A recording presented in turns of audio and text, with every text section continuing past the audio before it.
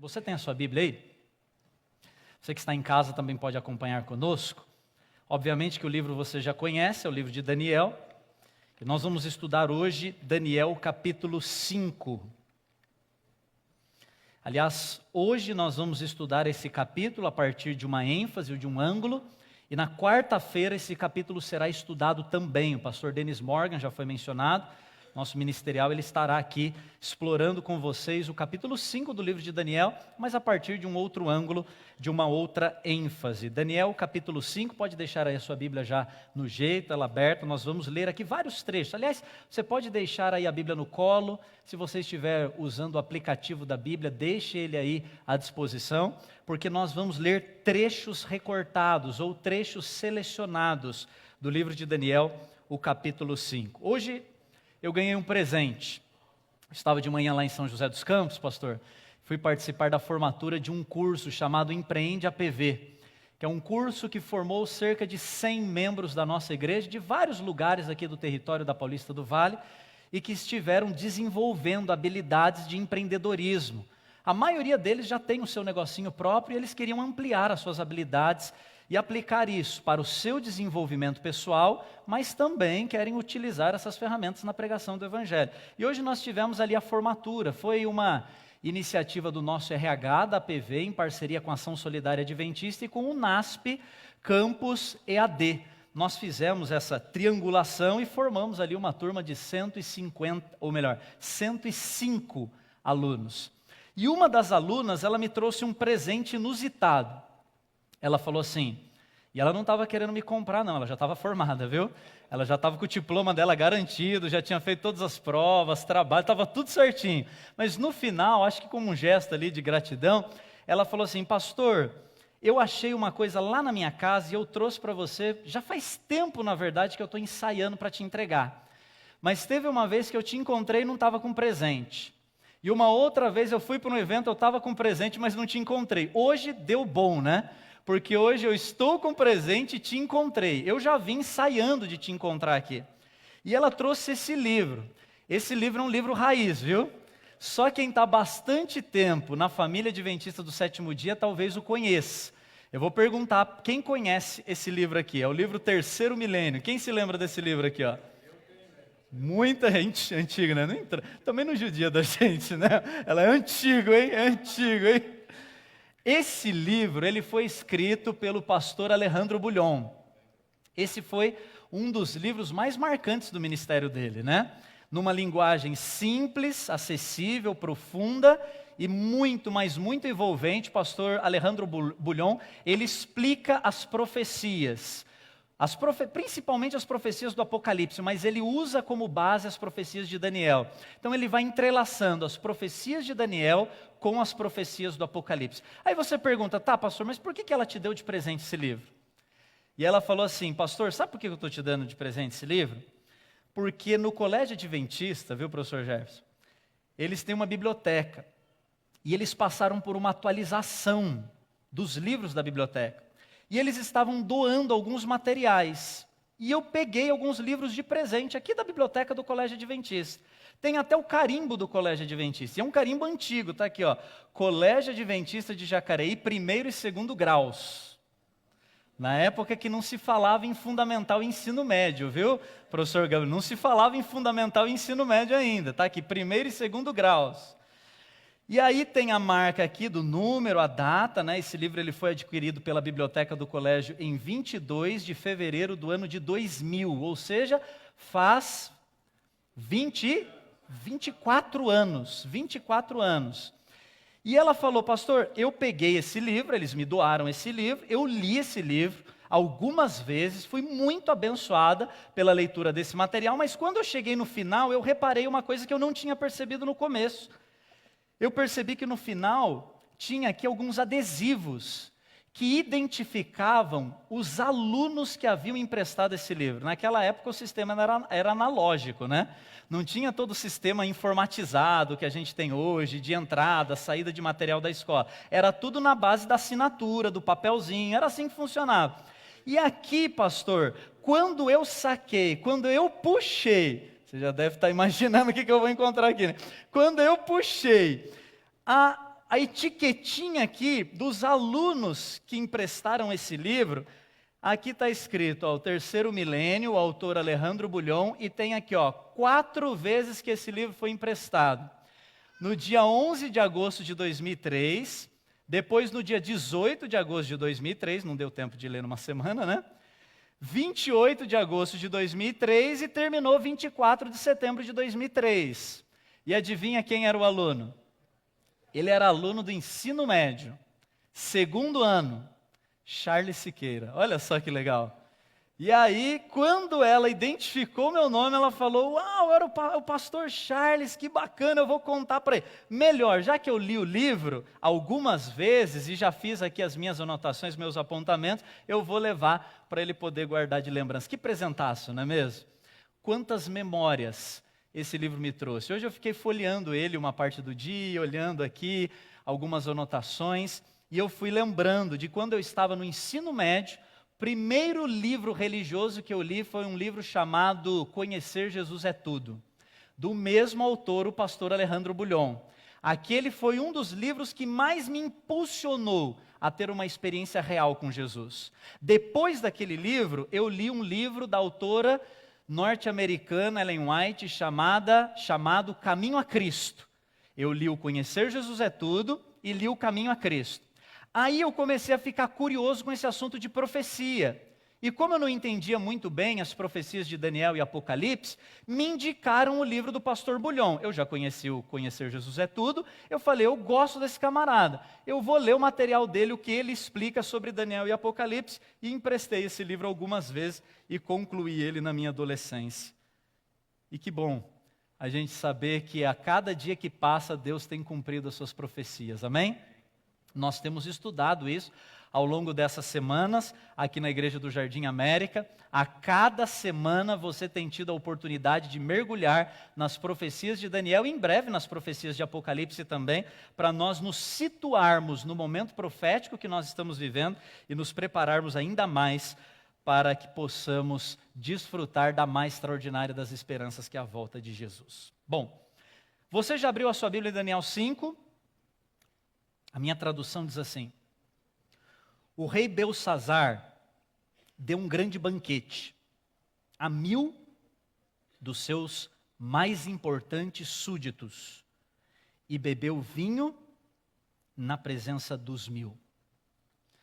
Mantenha a Bíblia aberta porque nós vamos voltar ao texto. Você sabe que o capítulo 5 do livro de Daniel é dedicado à história desse camarada, que aparece logo nas primeiras linhas, um dos reis ou um corregente do reinado da Babilônia. O nome dele? Belsazar. Belsazar, ele não era o sucessor imediato de Nabucodonosor. Há quem diga que Belsazar era neto de Nabucodonosor. Ele, na realidade, era filho de um camarada chamado Nabonido. Nabonido era o rei, mas Beltesazar, ele corrigia, ele trabalhava junto com o seu pai, que era Nabonido. Os eventos que nós lemos, ou que nós haveremos de ler aqui no capítulo 5, eles aconteceram na última noite do Império Babilônico, o ano 539 a.C. Naquele dia, o exército medo-persa sitiou e tomou conta da Babilônia. Mesmo com a cidade inteiramente sitiada ou cercada, o rei decidiu, como você acabou de ler aí no primeiro verso, o rei decidiu oferecer um grande banquete a 1000 daqueles que eram os homens mais importantes do reinado. Bebeu vinho na presença de cada um deles. E a Bíblia diz aí no verso 2, volta para o texto, a Bíblia diz que enquanto Belsazar bebia e apreciava o vinho, mandou trazer os utensílios de ouro e de prata que Nabucodonosor, seu pai, uma referência aqui ao seu avô, tirara do templo, que estava em Jerusalém, para que neles pudessem beber o rei e os seus grandes, suas mulheres e as suas concubinas. Deixa eu fazer uma perguntinha para você. É claro que você já sabe a resposta. Quando Belsazar pediu que se trouxessem os utensílios que eles haviam saqueado lá do templo de Jerusalém, para que eles usassem naquela festa, naquela balada que eles estavam realizando na última noite do reinado babilônico. Quando eles pediram para que trouxessem esses cálices sagrados, era porque eles não tinham copos para usar? Era porque eles não tinham louças na Babilônia para serem utilizadas? Sim ou não? Claro que eles tinham. Não era o caso de ele ter olhado para um lado, para o outro e não ter encontrado uma louça apropriada para ser utilizada na festa. Absolutamente não. Havia sim copos disponíveis, uma cozinha real e utensílios que eles poderiam ter feito uso. Mas afinal de contas, por que ele fez questão? Naquela última noite, com o palácio sitiado, no meio de um banquete de uma festa, embriagado, mandar buscar os utensílios roubados do templo de Jerusalém para blasfemar o Deus de Israel. Uma curiosidade cultural, refrescando a memória para aqueles que já sabem, e talvez uma informação nova para aqueles que não conhecem. Naquele tempo, as guerras elas funcionavam mais ou menos assim. Elas eram travadas, acreditava-se que elas eram travadas não apenas entre impérios, entre cidades ou civilizações. Acreditava-se que as guerras elas eram travadas entre divindades, entre deuses. Portanto, quando uma cidade era derrotada, eles pensavam, eles imaginavam que o Deus guardião daquela cidade havia sido derrotado. Em algum lugar sobrenatural, numa dimensão alternativa, o que estava acontecendo na Terra, na verdade, era apenas uma espécie de marionete, um avatar. Era uma realidade que espelhava algo sobrenatural. Se o império caiu, é porque a divindade daquele império foi derrotada. Por isso, quando a batalha terminava, o exército vitorioso fazia uma primeira coisa. Ele ia até o templo daquele império que foi derrotado, invadia aquele templo, pegava as imagens de escultura, amarrava aquelas imagens e arrastava as imagens junto com a população conquistada para a cidade vitoriosa. As pessoas, você já sabe, eram transformadas em escravas. E as imagens dos deuses derrotados, adivinha, eram levados para o templo da cidade vitoriosa. Então, lá na cidade derrotada, eles invadiam o templo, roubavam as imagens dos deuses, amarravam, carregavam junto com os cativos, chegavam na cidade vitoriosa e colocavam as imagens dos deuses derrotados dentro do templo da cidade vitoriosa. Era assim que acontecia. Aliás, existe até uma história na Bíblia que confirma isso. Você deve se lembrar que lá no livro de 1 Samuel, no capítulo 5, quando os filisteus, eles derrotam o povo de Israel, vocês se lembram? Eles levam o quê? A Arca da Aliança. Eles carregam a Arca da Aliança para dentro do templo do Deus chamado Dagon, que era o Deus dos filisteus. Portanto, quando Nabucodonosor invadiu o templo de Jerusalém, ele procurou em primeiro lugar uma imagem de escultura. Pergunto, ele achou? Não. Ele procurou uma imagem de escultura, mas não encontrou. Uma imagem que representasse o Deus de Israel, mas ele não encontrou. Ele queria levar junto com os exilados da Babilônia, mas os israelitas não tinham imagens de escultura para representar o seu Deus. Como o povo de Deus não adora imagens, Nabucodonosor e os seus invasores decidiram levar o quê? Todos os utensílios ou objetos sagrados que eram usados no ritual do santuário. Por isso que lá no começo do livro, não precisa abrir, eu sei que você está com ele aí em Daniel 5, mas apenas refrescando a sua memória, lá no início do livro de Daniel, no capítulo 1, verso 2, diz assim: Nabucodonosor levou os utensílios do templo de Israel para a terra de Sinar, para o templo do seu Deus, e os colocou na casa do tesouro do seu Deus. Quando Belsassar mandou trazer esses objetos sagrados para serem usados no banquete que ele estava oferecendo, provavelmente, ele estava declarando que assim como os deuses da Babilônia derrotaram o Deus de Israel, há mais de 50 anos atrás desse episódio, eles também estavam tranquilos, sossegados, podiam ficar em clima de festa, curtir o banquete a madrugada toda, porque a mesma vitória que eles obtiveram lá atrás, os deuses da Babilônia provavelmente garantiriam para ele. Talvez fosse essa lógica que estava na cabeça de Belsazar. Se você ainda está com sua Bíblia aberta, dá uma olhadinha no verso 22. Dá uma olhadinha no verso 22. Em Daniel 5:22, nós somos informados que Belsazar, ele conhecia muito bem a declaração que seu avô Nabucodonosor fizera sobre o Deus de Israel. O verso 22 confirma isso. Diz assim, ó, Tu, Belsazar, que é seu filho, não humilhaste o teu coração, ainda que sabendo de tudo isto. Sabendo de tudo isto o quê? Dá uma olhada no verso 21. O verso 21 diz assim, o seu avô foi expulso dentre os filhos dos homens, seu coração foi feito semelhante ao dos animais, e a sua morada foi feita com jumentos monteses. Deram-lhe de comer erva como os bois, e do orvalho do céu foi molhado o seu corpo, até que, olha a experiência dura que Nabucodonosor viveu, né?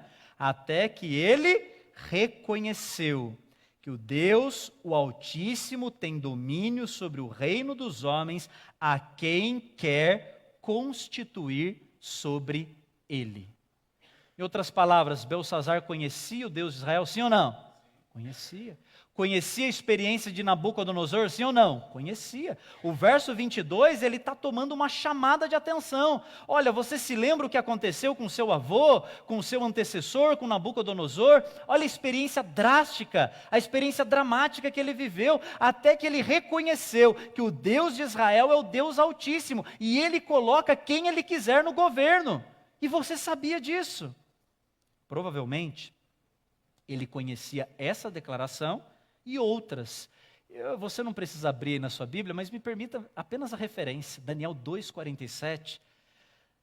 Nabucodonosor declara assim, certamente, é Nabucodonosor falando, certamente o Deus que vocês adoram é o Deus dos deuses e o Senhor de todos os reis. Confrontado com o testemunho de Daniel, a interpretação do sonho, a visão da estátua, ele reconhece o Deus a quem, portanto, disse Nabucodonosor lá atrás, faça um decreto, ordenando que todo o povo, nação e língua, que disser qualquer blasfêmia contra o Deus de Sadraque, Mesaque e Abidnego, seja despedaçado, e que as suas casas sejam reduzidas a ruínas. Isso já aparece no capítulo 3, no verso 29, após o episódio da fornalha ardente. Mesmo Belsazar, conhecendo esse repertório do passado do seu avô, mesmo assim ele decidiu blasfemar contra Deus, usando os objetos sagrados para tentar diminuir ou depreciar o Deus verdadeiro. Só que Deus, naquela noite, no auge da sua soberania, ele já tinha tudo planejado. E ele decidiu ensinar uma lição ao rei e a todas as pessoas que estavam presentes naquela festa. A Bíblia diz, aí no verso 4 e no verso 6, agora você pode voltar um pouquinho, você estava no verso 21 e no aconteceu. No mesmo instante, ou melhor, verso 4, beberam o vinho e deram louvores aos deuses de ouro, de prata, de bronze, de ferro, de madeira e de pedra. Eles estavam ali num ritual de idolatria, blasfemando contra o Deus de Israel, usando os objetos sagrados e acreditando que os deuses pagãos dariam conta do exército medo-persa. Mas a casa caiu para eles. O verso 5 diz que no mesmo instante, quando eles estavam no auge da blasfêmia, como mão de homem, e começaram a escrever de fronte de um candeeiro, na caiadura da parede do palácio real.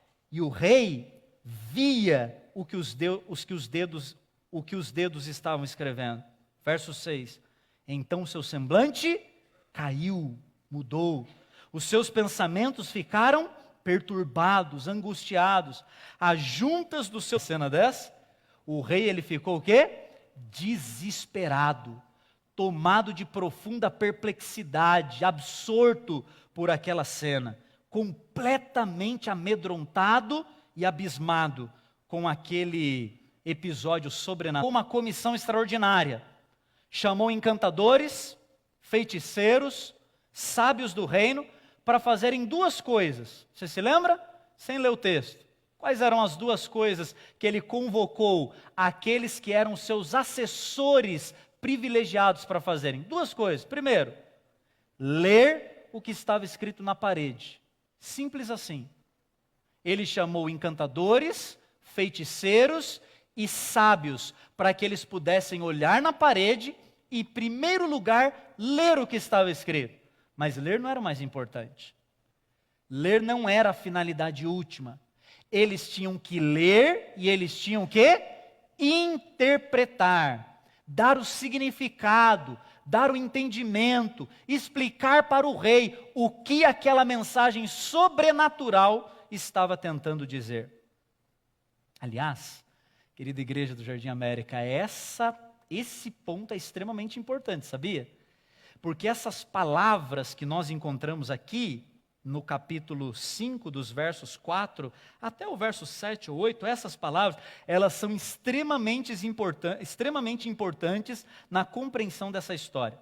O rei não queria que eles apenas lessem, mas queria que eles interpretassem. E sabe por que ler não era o objetivo principal?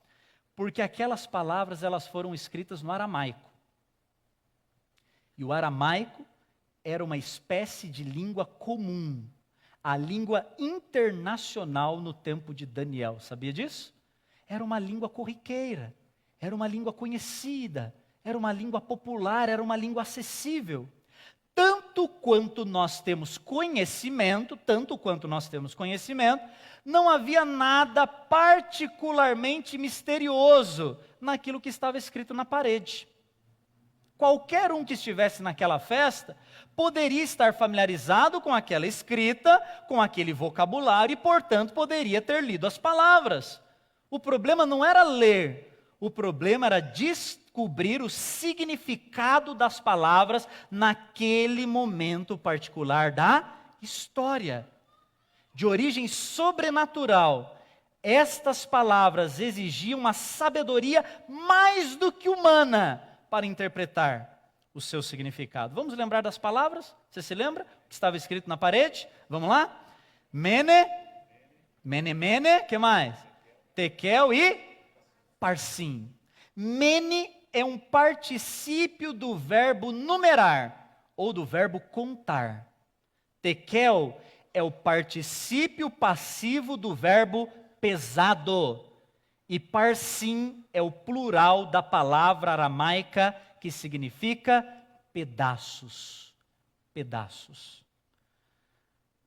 A pergunta, portanto, a ser respondida: se as palavras podiam ser lidas por todos, por que o rei precisou da ajuda de Daniel? O texto bíblico responde, dá uma olhadinha no verso 15. Nós estamos estudando o livro de Daniel, capítulo 5, dá uma olhadinha no verso 15. Diz assim a minha tradução. Acabam de ser introduzidos à minha presença os sábios, os encantadores, para lerem essa escritura e me fazerem saber a sua interpretação, mas eles não puderam dar a interpretação das palavras. Eles leram, sim ou não? Sim. Eles conseguiam identificar o que estava escrito na parede, sim ou não? Sim. Não somente os sábios, os encantadores e os feiticeiros, mas todos que estavam ali. O que o rei estava reivindicando e reclamando aqui é que eles souberam ler, comunicar, mas não interpretar. Faltava o significado. Eles sabiam ler a profecia, mas não conseguiam discernir, aplicar, entender o significado da profecia. Porque Daniel havia recebido o dom do Deus verdadeiro, não apenas de ler, mas também de interpretar o que ninguém mais era capaz. Permita-me aqui 2 aplicações. A história, eu acho que ela já está bem fresca na sua mente. Permitam-me aqui 2 aplicações. Primeiro, hoje nós estamos vivendo uma realidade bem parecida, mas muito parecida mesmo. Por quê? Você pega o seu celular, você abre qualquer rede social, você pode olhar qualquer grupo de WhatsApp, você pode assistir qualquer canal de televisão, você pode estar com uma tela na internet aberta, frequentando qualquer site de notícias, e adivinha o que você vai encontrar? Notícias de fome, desemprego, corrupção, violência, doenças, guerras, terremotos e principalmente tragédias naturais, enchentes. As pessoas estão lendo isso todos os dias. Elas estão lendo o noticiário. A linguagem que o noticiário traz é uma linguagem popular, é uma linguagem comum, é uma linguagem acessível, é uma linguagem perceptível. Portanto, as pessoas estão olhando nas paredes do mundo que nós estamos vivendo e elas estão compreendendo que existe alguma coisa muito estranha na nossa sociedade. Assim como Belsazar, muitas dessas pessoas estão fazendo uma leitura social e elas estão apavoradas, elas estão preocupadas, elas estão angustiadas. E é exatamente por isso, querida igreja do Jardim América, é exatamente por isso que Deus chama quem? Os Daniéis, seus servos e servas, homens e mulheres de Deus, não apenas para ler os noticiários, para comunicar fatos e realidades, mas para, e de Jacareí, abismado com as profecias de Daniel e Apocalipse, correu lá na biblioteca da escola, ele sabia ler, mas não sabia interpretar. Ele queria não apenas ler o que estava escrito, mas entender o significado. E ele foi buscar o quê? Um Daniel, mas compreender o momento profético que você e eu estamos vivendo. Querida igreja, você que está aí mais ao fundo, você que está aqui mais perto de mim, você que está aí na internet, você que está acompanhando online, esse é o nosso primeiro chamado. Anunciar que aquilo que o mundo está vendo com desespero e é dramático? É. Tira o sono muitas vezes? Tira. Nós ficamos preocupados com os nossos filhos, com os nossos irmãos e irmãs que estão lá sofrendo um pouco mais com essas guerras, com essas enchentes. É claro, há toda uma mobilização que nós estamos fazendo para auxiliar as pessoas, de anunciar que aquilo que é desespero para o mundo é um sinal de esperança para nós. Todos os sinais que apavoram as pessoas aí fora, elas são na vernia, amém? Não acabará com um surto de dengue, não acabará com um terremoto, também não acabará com uma enchente, não vai acabar com uma guerra.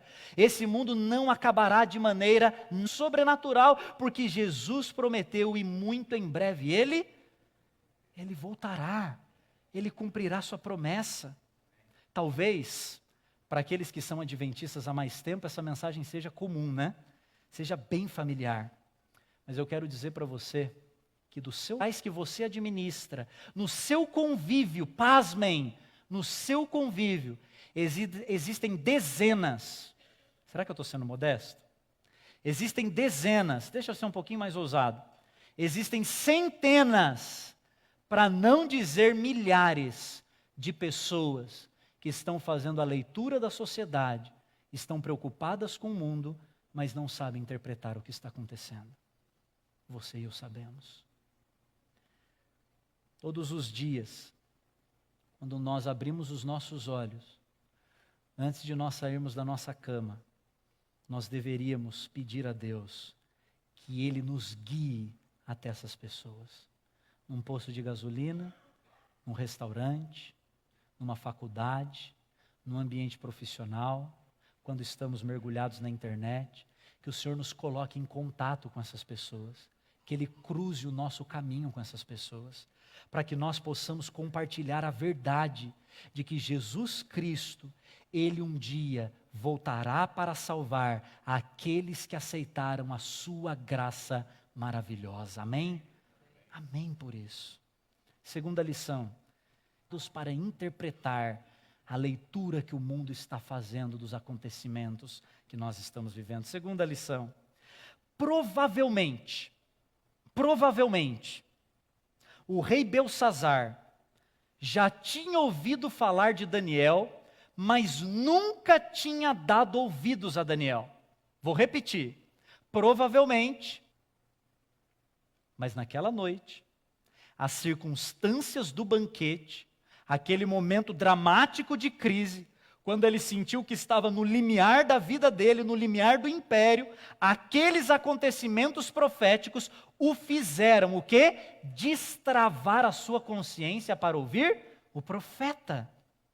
Percebe onde eu quero chegar?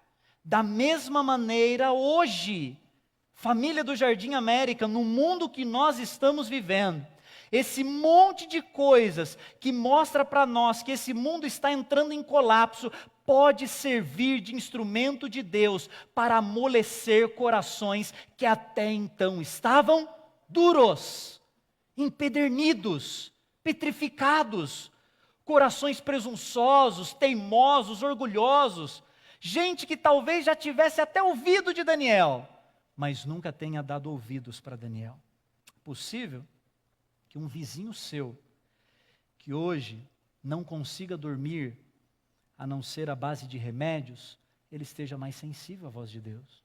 É possível que um colega da sua faculdade, que não via lógica na fé, mas hoje, por ocasião de alguns quebrantamentos que ele teve na sua família, é possível que ele esteja precisando de uma oração, desejando uma oração, querendo compreender mais a Bíblia. E olha que até pouco tempo atrás ele não queria saber nada de Deus, mas talvez hoje ele esteja com o coração vulnerável, aberto. Não se engane. Os difíceis acontecimentos do mundo que nós estamos vivendo podem ser usados por Deus para abrir corações endurecidos e despertar necessidades nas mentes de pessoas autossuficientes. Você já leu esse texto? Ele está no livro Profetas e Reis, página 277. Com certeza a maioria de vocês já deve ter lido e sublinhado. Eu vou apenas refrescar sua memória. Lá a serva do Senhor, a visionária escritora norte-americana Ellen White, voz profética para os adventistas do sétimo dia, ela diz assim: quão frequentemente ouvimos de terremotos e furacões, de destruição pelo fogo e pelas inundações, com grandes perdas de vidas e também de propriedades. Aparentemente, essas calamidades são caprichos desencadeados pelas forças da natureza, desorganizadas, desgovernadas, inteiramente fora do controle do homem. Mas, olha a inspiração profética falando, mas em todas essas situações pode-se ler o propósito de Deus. Elas se tornam instrumentos pelos quais Ele busca despertar nos homens e mulheres a atenção para que eles sintam o perigo dos dias que nós estamos vivendo. Uau! Você já deve ter ouvido falar daquele autor do século XX, C.S. Lewis, escreveu vários livros, né? Uma das séries mais famosas dele se transformou até numa série de filmes, As Crônicas de Nárnia. Tem um livrinho dele chamado Cristianismo Puro e Simples. E uma das frases mais clássicas que ele usa naquele livro é aquela frase em que ele diz: Deus sussurra nos nossos prazeres, Deus fala em nossa consciência, mas Deus grita em meio ao sofrimento. O sofrimento é o megafone de Deus para um mundo surdo. O sofrimento é o megafone de Deus para um mundo surdo. Em tempos de crise, em tempos de tragédia, em tempos de dificuldade, nós temos a oportunidade de falar de esperança. de viver a esperança, de demonstrar compaixão, de abrir os braços através da nossa solidariedade, mas em cada oportunidade que nós tivermos, nesses momentos proféticos que nós estamos vivendo, nós temos que ser colocados como Daniel no palácio, para interpretar a profecia e para apontar para aquele que veio, morreu, ressuscitou, está julgando e muito em breve irá voltar. Alguns sábados atrás eu estava cumprindo o meu itinerário na região de Itaquaquecetuba. Coloquei no Waze o localizador que o pastor tinha me enviado. E eu tenho combinado com alguns pastores, aqui na nossa associação nós temos 49 distritos pastorais. E eu rodo, nos sábados que nós temos, a grande parte desses distritos.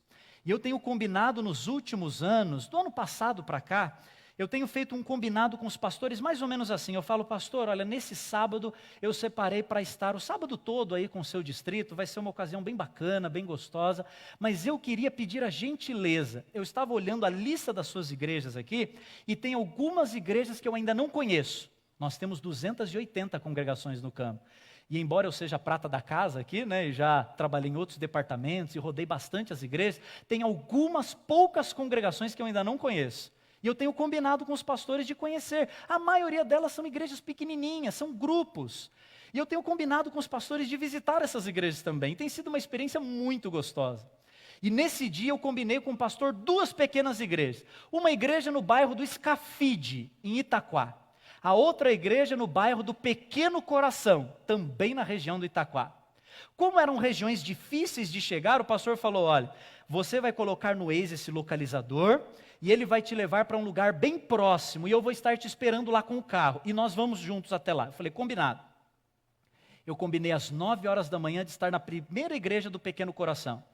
Eu fui chegando próximo do local que o Waze me indicava, estacionei o meu carro e logo vi o carro do pastor. Era um descampado, um lugar bem aberto, inóspito, quase que desértico. Você só via um matão assim para todo lado. E eu falei, ok, foi aqui que o pastor me trouxe, me combinou, então vamos seguir o pastor.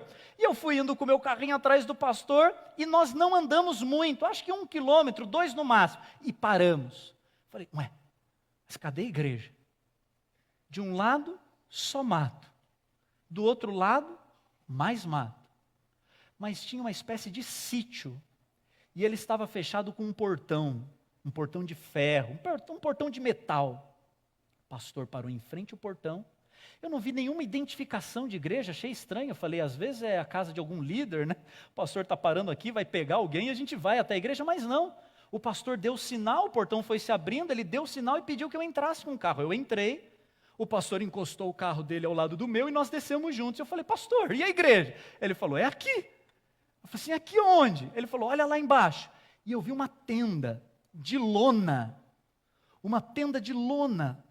A gente precisava descer numa espécie de trilha, nessas horas que vale a pena ser desbravador, né?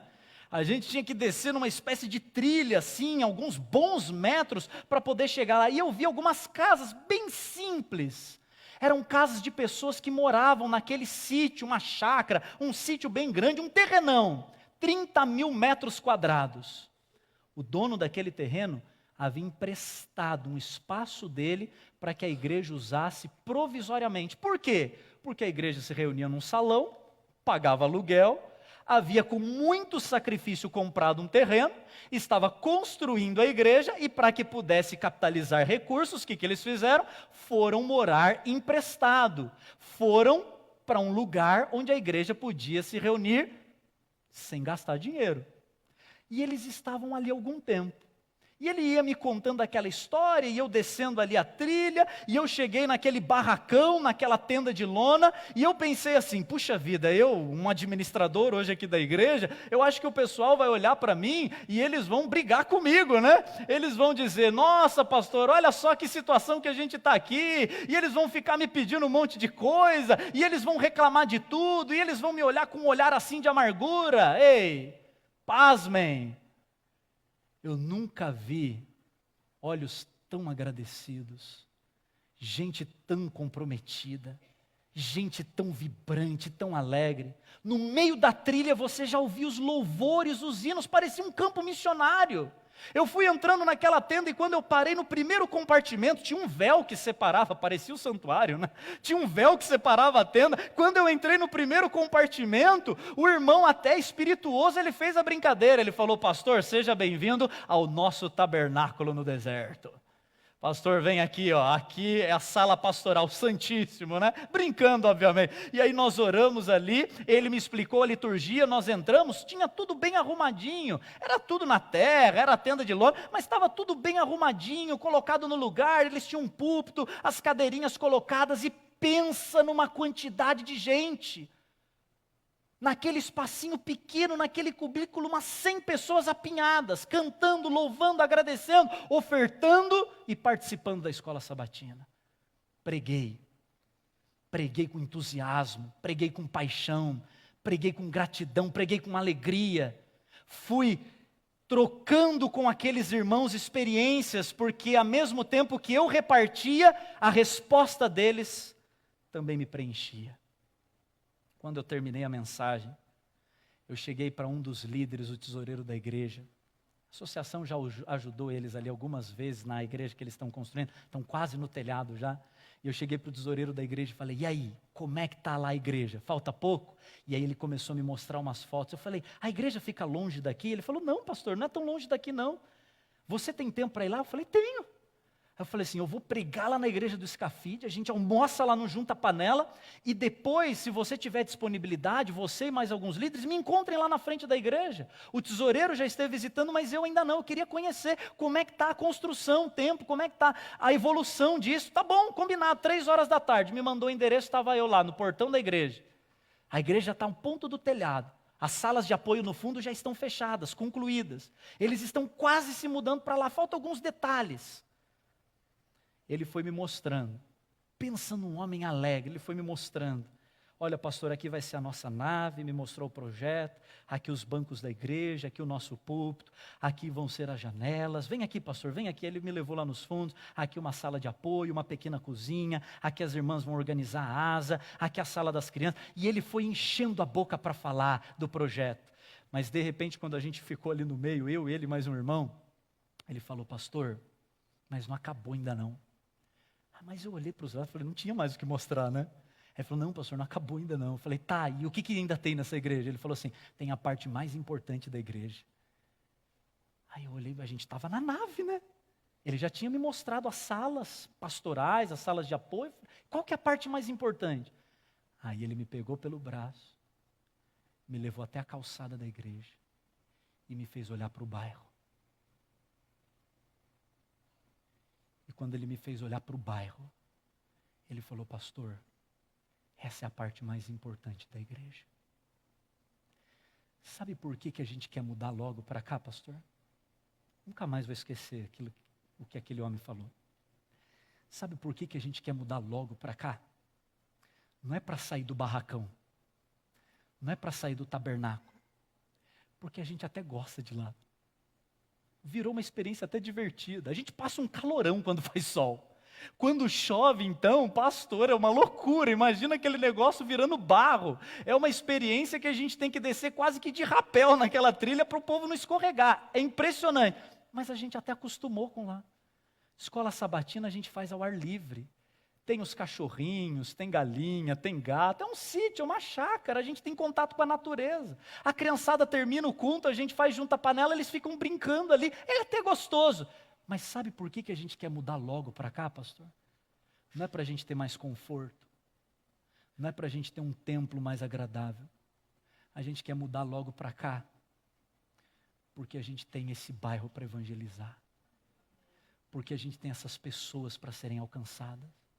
Lá onde a gente está, pastor, não tem gente. O senhor viu? Você olha para um lado, não tem vizinho. Você olha para o outro lado, não tem vizinho. A gente está no meio do nada, a gente está no barracão. A gente fica fazendo culto para a gente mesmo. Pastor, essa não é a nossa missão. A gente sabe que nós estamos aqui por aqueles que ainda não estão aqui. Por isso, pastor, a gente não vê a hora de se mudar.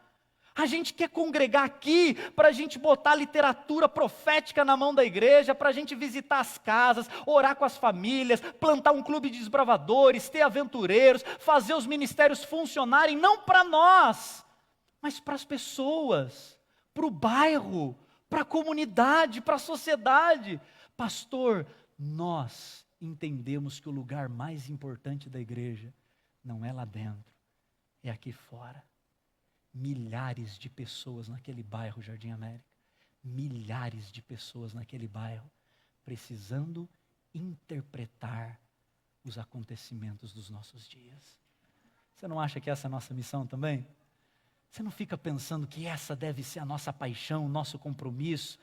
Essa deve ser a paixão que move o nosso coração como igreja, aquilo que dá sentido, aquilo que traz para nós inspiração para a nossa jornada. É por isso que antes de eu terminar aqui a minha mensagem, eu queria fazer um apelo para você, para que você se levante como Daniel nessa noite, e para que você diga para Deus: Senhor, eu vou viver a minha semana, e onde o Senhor me colocar, eu quero testemunhar da esperança de que o Senhor muito em breve voltará.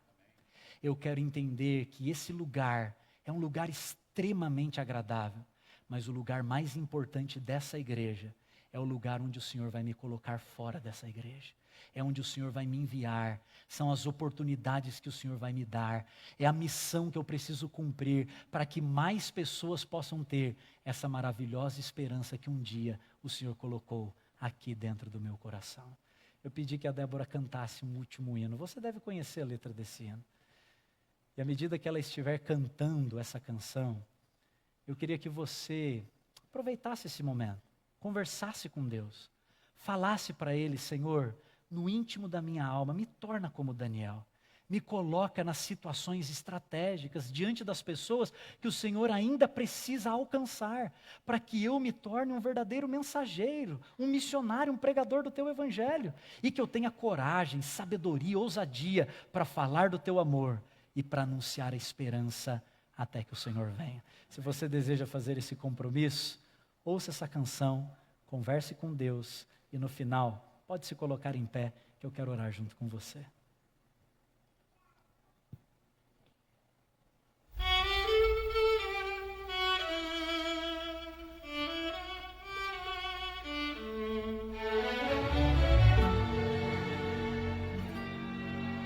O mundo mergulhou num abismo sem fim e não existe chance de mudar.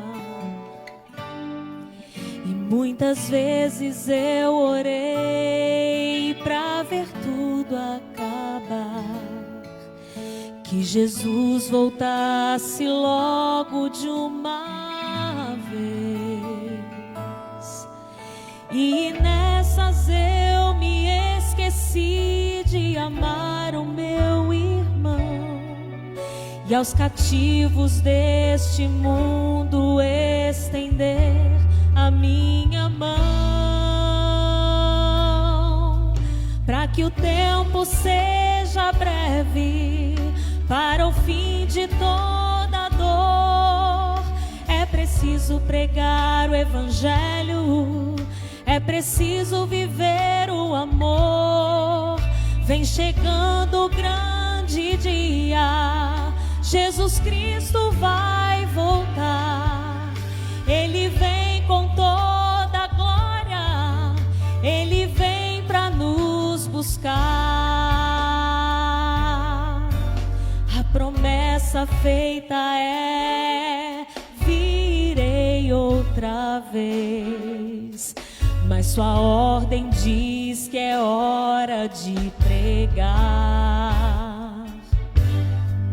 São tantos por aí, sem abrigo e sem luz, na escuridão da vida sem Jesus. Eu posso então me esconder e esperar o fim chegar, ou posso simplesmente do amor de Deus falar, para que o tempo seja breve para o fim de toda dor. É preciso pregar o Evangelho, é preciso viver o amor. Vem chegando o grande dia, Jesus Cristo vai voltar. Ele vem com toda a glória, Ele vem para nos buscar. E esse evangelho do reino será pregado a toda a nação. Só então virá o fim, nossa eterna redenção, para que o tempo seja breve, para o fim do viver o amor. Vem chegando o grande dia, Jesus Cristo vai voltar. Ele vem com toda a glória, Ele vem para nos buscar. Para que o tempo seja breve, é preciso viver o amor. Vem chegando o grande dia, Jesus Cristo vai voltar. Ele vem com toda a glória, Ele vem para nos.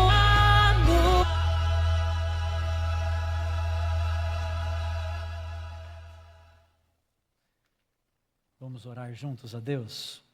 Querido Deus, estamos em pé diante do Teu trono de graça, pela fé a nós mais uma vez. Obrigado porque nessa noite o Senhor nos lembrou do nosso papel, da nossa missão. Estamos num mundo cada vez mais mergulhado no caos e as pessoas estão lendo as notícias, estão compreendendo o que está acontecendo em volta delas, mas não estão sabendo interpretar os acontecimentos proféticos. Portanto, ajuda-nos, Senhor, a sermos como Daniel, colocados nos palácios, nas faculdades, onde o Senhor nos enviar, queremos cumprir a tarefa de anunciarmos a esperança de que o Senhor muito em breve voltará. Em tempos de crise, onde os corações estão mais sensíveis, a sociedade mais fragilizada, nós queremos aproveitar essa oportunidade para viver sim, na prática o Evangelho, demonstrar o nosso amor, abraçar com misericórdia. Veio, morreu, ressuscitou, está intercedendo e muito em breve voltará. Ajuda-nos, Senhor, para sermos a voz que clama no deserto em dias difíceis, apontarmos os olhos das pessoas para a redenção que logo se aproxima e assim, juntos, como igreja e todos aqueles que alcançarmos, estarmos prontos e preparados para a volta do Rei dos Reis. Amém, Senhor Deus.